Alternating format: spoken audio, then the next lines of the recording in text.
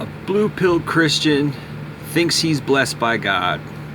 So this is a random Facebook comment that I screenshotted and enlarged a little bit here so we could read it better. This is from a Christian page and a guy asked a question about praying and waiting on God's timing for marriage. Me, myself, being a Christian and being in the same boat as this, I have some experience with this. So I'm going to talk about why this guy's blue-pilled, why even if you're a Christian, taking the red pill is crucial and very important, why even that the Bible itself is red-pilled. Okay? Talk about that briefly. And just kind of break down this comment. So let's just read it. He says, I prayed over 10 years. So the person who asked the question was not this guy. This guy's responding to a question being asked. And the question which was asked was, should I pray and wait for God for marriage or something like that? And, you know, how do I work on myself and make myself better? I forget exactly the question. Actually, let me go to it real quick because that's probably important in the grand scheme. Let me just scroll back here and see. Okay, so the question was, does anyone have a testimony of when they seeked and found with God? I'm trying to find my soulmate. I've done all I can. So that right there is a blue pill question, right? I've done all I can, right? So he's seeking for his soulmate, seeked and found. I'm trying to find my soulmate. So he's looking for a testimony. Let's look at this guy's picture. Yeah, he looks about 35, which is not uncommon. A 35-year-old single guy can't find a woman. That's not uncommon because there's not that many good women out there. I mean, either they're taken, or if they're not taken, you got to figure out, you got to think, well, what's wrong with them? Why aren't they taken, right? It's like you want to find that diamond in the rough. So he's talking about a diamond in the rough.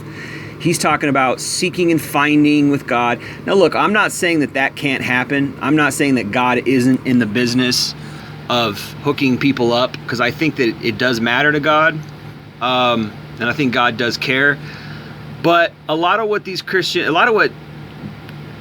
blue pill mentality guys don't understand is we don't live in any kind of quality society. We don't live in any kind of quality culture. I'm not going to say that there's no good women out there. Like, I've said that in the past, maybe when I was in my a little bit more bitter and angry red pill rage stage. I'm not going to say there's no good women out there. I'm just going to say that it's few and far between. Very, very sparse, if any at all, right? Because the problem is that if a woman is good looking, she's sought after for sex, and women don't have self-control, right? And women, their nature is jacked up anyways. All that we talk about in the red pill is what's jacked up about a female's nature. Hypergamy, gynocentrism, solipsism, narcissism, right? These are things that not only are they within the woman's nature anyways, I believe, ingrained inherently by birth, it's encouraged in our society. And, as a Christian myself, I can see and I look and I know that there's a devil out there. And I know that just like how he tempted Eve to ruin Adam and ruin all mankind, he's doing the same thing today with young women. He's tempting them to be skanks. He's tempting them to use their sexuality for power, right? All the things that feminism is, feminism is extremely satanic, right? All the things that feminism promotes and produces is just satanic, right? Oh, it's okay to sleep around. It's okay to, use your body for, as a tool to, to get what you want. They do that anyways. That's in their nature anyways. But this, whether you want to call it neo-feminism or radical feminism, it ain't just about equality. It's about female empowerment over men. Modern feminism is a supremacist cult. It's a gender supremacy cult. And Satan's behind it. And its effects are latent. Its effects are not just blatant out in your face. There is that effect of of feminism, but there's a lot of subtleness in feminism, right? Oh, it's good to be empowered. It's good to have your own, you don't want a man telling you what to do and all this kind of stuff. But what does the Bible say? The Bible says, wives, be subject to your husband. I mean, there's a reason for that, right? Now, I'm not saying that men should oppress women. I'm not saying that men should, that women should be under a man's subjection per se. Like, it's 2021, right? But at the same time, you gotta think that you gotta consider the female nature. It's not, rational. The way they think is not rational. They're emotional. They don't make decisions based on morals, or it's all about how they feel at any given time. But that's just that's really a tangent. I mean, the bottom line reality is we live in a very, very immoral society, right? And there's a lot of guys out here like this who are like, why can't I find a wife? Why can't I find a good woman? And it's because they haven't taken the red pill and really figured out female nature, right? So, all right, let me just read this. Sorry, I went off on a tangent, but let me just read this. He says, I prayed over 10 years.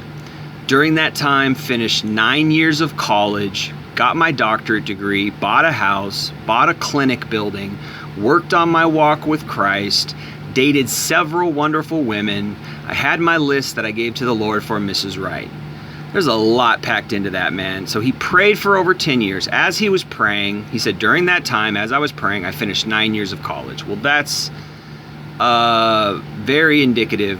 He's playing into hypergamy, not realizing it. Because this guy doesn't have the red pill mentality, right? He doesn't even understand that he's playing into female nature. He's playing into what women want. What do women want? They want a high earner. They want a highly educated man. Right? Why? Because they're attracted to success. That's part of their nature. You gotta think, would the woman that he met still love him if he didn't have a house, if he didn't have a doctorate degree, if he didn't have his own practicing clinic, right? He says, I worked on my walk with Christ, and then the very next sentence he says he dated several women. Well, if you read the Bible, it's pretty clear on dating and fornication, right? Now, I can't say for sure that he fornicated with these women, but dating that we're dating, quote unquote, in today's day and age implies sexual relations. Sorry. So this guy at best here is really a nominal Christian, in the sense that if you're really consecrated to God, you're not going to be sleeping around. Now, I'm not saying I'm any better, but I just know that fact. I know that's if you're really consecrated to God, right? So it sounds like he messed around a little bit, right? Now, of course, you got to look at the sequence here. He says, first, as I was praying for a wife, I finished 9 years of college. Then I got my doctorate degree. Then I bought a house. Then I bought a clinic to for my practice, or his doctor, whatever the hell he is, right? Then I worked on my walk with Christ. Then I dated several wonderful women. Now, again, I can't infer that he slept with those women, but it might not be. Maybe we should give him the benefit of the doubt here. All right, well, let's just go on. I had my list that I gave to this is pretty funny. I had my list that I gave to the Lord for Mrs. Right. It was all in God's timing, really. Okay, well, let's look at your list. God was picky for me. Was he really picky? Because my list is a lot more picky than this. He says, a Christian woman that loves the Lord. Okay, that's very good. Like, amen, that's great. That's a really good one, all right? Non-smoker, that's important, but I don't know if I'd put it in the top 3. Like, that just goes without saying. Yeah, you don't want a smoker. For sure not a smoker. Like, a Christian woman that smokes, that doesn't even make sense, right? Like, oh, she's a smoker and she's a Christian woman. Like, that should be in the first, incorporated into the first one, right? Non-smoker. All right, anyways, that's your list, just 3. 5, the next one's just a joke. 5'7" in height, as I am 6'6". What? That's your list? Like, what a weak list. Like, what about her having her own job? What about her having a degree? What about her having a good character? What about her not having a high body count? What about her, being young enough to where she's not, she didn't go sleep around for 10, 20 years, right? None of that is implied here. None of that is included here because he's not red-pilled. He probably doesn't even care. In his mind, he doesn't mention it, but he probably thinks, well, everybody's got a past. You got to forgive them for their past. Like, that's blue pill mentality, right? So he says, I wouldn't even date a woman who didn't check all these boxes, as if your little 3 boxes are like super strict or something. I mean, it goes without saying that you want a Christian woman that loves the Lord if you're a Christian and you love the Lord. Like, that just goes without saying. And number 2 and 3 are pretty arbitrary. Number 2 just goes without saying. Number 3 is like, all right, 5'7", okay, like who cares? Like, okay, fine, like that's cool, but that's a weak list. Like, it says nothing about her character, says nothing about her past, says nothing about her morals, nothing about her heart, what kind of woman she is. Like, none of that matters. He just wants a Christian woman that loves the Lord, non-smoker, 5'7". So she could have STDs, she could have a past where she was boning everybody, and then she got saved when she was 35 and changed, and anything can happen, man. And you just ignore all that. Probably because he himself thinks he's not a great catch, or I'm old. This is how guys think when they get desperate, and they don't realize that women aren't desperate. Women are out there just pumping and dumping. Women are the biggest players, right? And he doesn't know this because he's not red-pilled. Okay. He says, it took time, but I worked on myself to be a good Christian husband, businessman, man of integrity. There you go. That right there is blue pill talk. Well, I had to work on myself. You needed to be a good husband and a man of integrity. Well, what is she? Is she a woman of integrity? Is she a businesswoman? Is she a good wife? Like, all you mentioned was that she's got to love the Lord, be a non-smoker. You didn't say anything about her having integrity, right? You didn't say anything. I mean, this is just his list. I don't know if he thought very long about this list, or maybe he had more of a list that he's not showing, but this is pretty blue-pilled, man. And then he goes, it happened. Like, this is desperation. This guy is in scarcity mode. And I looked at his picture. He's an older gentleman. He's not that bad looking. Like, he's an older gentleman, actually, better looking than average, but he's blue-pilled. This is what happens when guys get lonely. And this is a product of scarcity, this type of thinking. It's scarcity type thinking. And the reason why guys are in scarcity is because women don't make it easy for us to get in their pants. Women don't make it easy for us to date them. And they do this on purpose. And the reason why they do this is their nature. It's hypergamy. The reason why they don't make it easy is because they want the best the top best guy, right? So in a sense, he's qualifying himself for a wife. Oh, I had to go spend 9 years. Well, what did she do? What was she doing during those 9 years? Probably getting pumped and dumped. You don't think Christian girls are out there sleeping around? Think again. So you went, what was she doing for the 9 years you were in college? Was she with you, holding your hand while you were in college when there's no guarantee that you were going to graduate? No, you went and got that guarantee. You got that paper. You got that diploma. You got your doctorate degree. You qualified yourself to be a top tier man, a top 10%er. Because what is it? I don't think it's more than 10% of guys have a doctorate degree. He probably makes more than $150,000 a year. He's got his own practicing clinic. Yeah, this guy's making bank. He's in the top 10%. You bought a house, and I'm sure it ain't no ghetto house. I'm sure it's a nice house in a nice neighborhood, and you drive a very nice car with that $150,000 you make a year, maybe more. You might make more. I don't know what you do. You could be a surgeon. I don't know what you do, with your clinic. You could be a dentist, and you got your own clinic. You're probably making $250K after taxes. I don't know.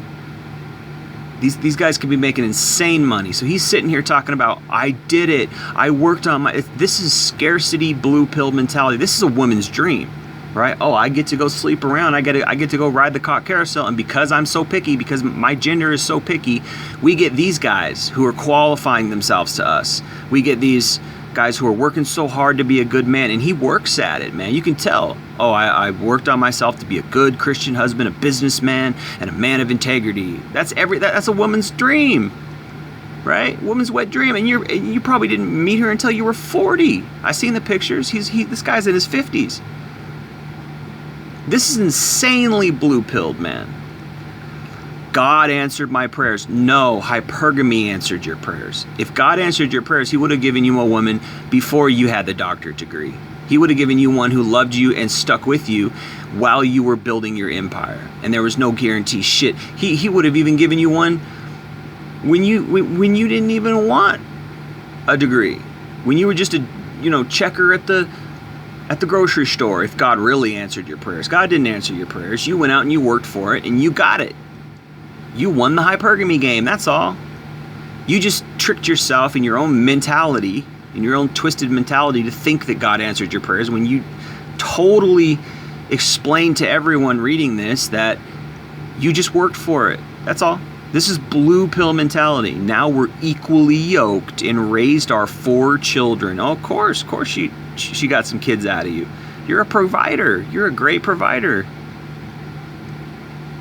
You know, now I'm assuming she didn't have any kids outside of, when she met him, because he didn't mention anything about that. But maybe he's just being a real nice, good Christian guy and not mentioning that he was actually,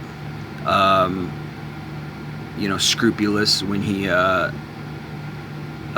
chose her, right? He was actually not looking for a woman with prior children experience, we'll say, right? Knowing the Lord as our number one priority. Well, okay, but, I bet you she wouldn't have chose you if you didn't have all that money. I bet you. I mean, come on, man. Like, you met her after you got all that money, after you got the house, after you got the clinic. See, that's how I always say this: never, never, never, ever get married or get into a relationship with a woman after you strike it rich, after you get famous. This is why I always say, if I was ever famous, I would never, ever get married, because it's hypergamy. You would never. The reason why I know for a fact that a woman is not real, or it's not real love, is because when I was dirt poor, all these 10 years, all these 20 years, right, my whole life, women didn't want me, right? And I remember what it was like back when I was super popular on the varsity basketball team, had all these friends. Oh, girls wanted me all of a sudden. All these girls wanted me coming out of the woodworks. I didn't know what to do. I didn't have any game. Girls were flirting with me. Girls were hitting on me. Girls were asking me for my number. Actually, I don't know about that. I don't know how many times that happened, but they were definitely flirting with me. They were definitely putting themselves out in front of me. I was the cool basketball player, right? When you have it going on, when you got the money, when you got your own practice, women will come out of the woodwork. The real test is when you ain't got shit. The real test is when you're living in that grungy little dirty apartment and you're driving a freaking 1997 Toyota, right? That's the real test, right? Does she love you then? Right? What kind of women do you get then? Oh, but you went out and so you basically bought a woman. You earned a woman, essentially. And this is what these blue pill guys do. And it's scarcity. They don't realize, they don't have any game. They don't understand that these women are not just waiting around for you to get a job so they can marry you. They're out there sleeping around. And if a guy comes along, they'll lock him down for his seed. And if they decide they want to sleep around some more. Now, granted, this is a Christian guy and he met a Christian woman, and that means something. But it doesn't mean that Christian women are still not hypergamous. It doesn't mean that she doesn't still have female nature, right? So when he says God answered it happened. God answered my prayers. Nah, buddy. No. You went out and you bought a woman. That's what happened. You worked for it. Maybe God brought you somebody. I mean, I don't even want to say that. You went out and you worked for a woman and you bought a woman. That's what you did. This is what you're telling me when you said, I worked on myself, I went and got my doctorate degree, woo, woo, woo, went and got a house, woo, woo, woo, went and got my clinic, woo, woo, woo, probably making $250K a year, okay? You bought a woman. Now we got 4 kids. Yeah, now she locked you down for your seed because you're a provider. You got resources. See, you don't know the red pill, so you don't get the game. You're getting gamed, and she might love you. This is a woman's love is conditional. It's conditional on the guy's resources. It's attached to his resources. The question is, would she love you if you didn't have those resources? Go read the book of Job. What happened to Job? He lost everything, and his wife told him to kill himself. Literally, go read the book. It's right there. God took everything away from Job. Job had everything. Job had cattle on 20 hills. He had all these houses. He was very blessed outwardly, materialistically by the Lord. Go read the book of Job. It's in the Old Testament. J-O-B, called Job. It's spelled Job, but it's pronounced Job. His name is Job, and he had all this stuff, and he was a good Christian man with all kinds of integrity. And God took everything from him. God allowed Satan, it's a pretty fucked up book. I've talked about it before in some of my podcasts, but God allowed Satan to come in and take away everything. And his wife, what'd she do? She said, kill yourself. She really did. I swear, go read the book. She said, curse God and die. That's what she said. He had everything taken away from him. Fires consumed his houses.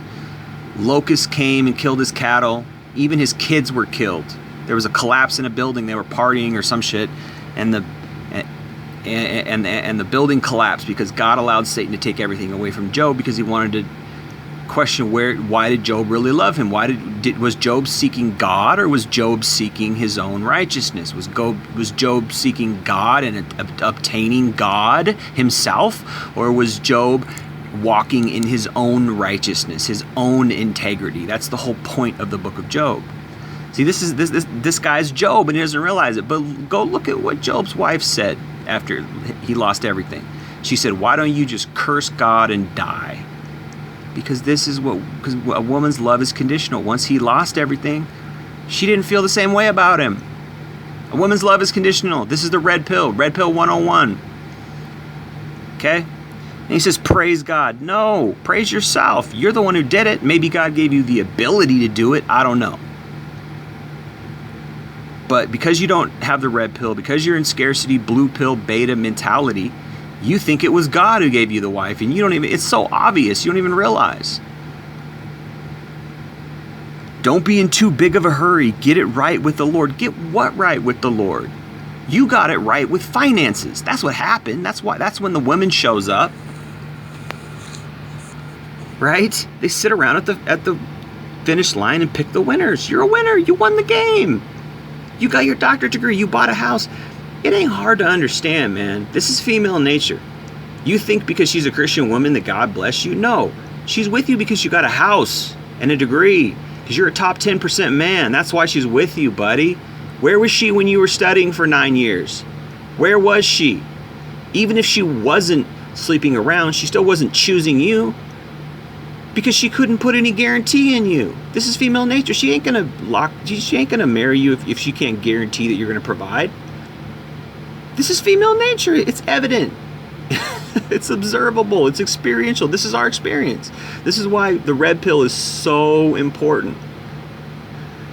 This is why the red pill is so important. This is why the red pill is so crucial to men. You need to learn the red pill so you can avoid stuff like this. This guy thinks he won the lottery with God, and he doesn't realize he just won the financial game. That's all you did. You bought a woman, which is sad. I mean, it's sad, but anyway. All right, I'm going to end it there. This is, I see this kind of stuff, and it just boggles me. It just bothers me to no end, because it's like these guys are just so stupid. They don't get it. No, God didn't bless you. You bought a woman. That's what happened. Okay? Now, I'm not saying prayer doesn't work, but it really seems like this is an obvious scenario. It was all God's timing. Like look at this guy's wordage. It was all God's timing. God was picky for me. First of all, that's not even picky at all. Right? It wasn't God's timing. You just explained what happened right here. You finished 9 years of college. That's not God's timing. That's you getting resources, and then all of a sudden a woman appears. Isn't that funny? How when a guy gets a house and gets money, all of a sudden there's a woman there. I've seen this so many times. All of a sudden, a woman shows up. Oh, got a house, got money, now a woman shows up. Isn't that weird how that happens? Isn't that funny? Where was she when you were studying for 9 years, buddy? Where was she then? I'm not even going to say anything. Like I could respond to this and say some shit, but I just, let this guy live in his little blue pill fantasy. Right? Like, he doesn't know. He doesn't understand. This is why women hate the red pill, because we expose their trickery. We expose their con game. This is why women hate red pill guys, because we tell the truth. Because guys like this, they love guys like this. This guy's got sucker written all over him. They love guys like this, right? Because he's unaware. He doesn't know the game. Right? It's pretty easy for a woman to clean up. She can go sleep around, clean. I mean, she can have an abortion. Even if she gets STDs, you can, many STDs are not decipherable, detectable. And a good Christian guy like this, he's not going to go get STD tests because he's not sleeping around. I mean, anyway. All right, I'm going to leave it there. Appreciate you listening to Jay Lee Northwest Podcast. Peace.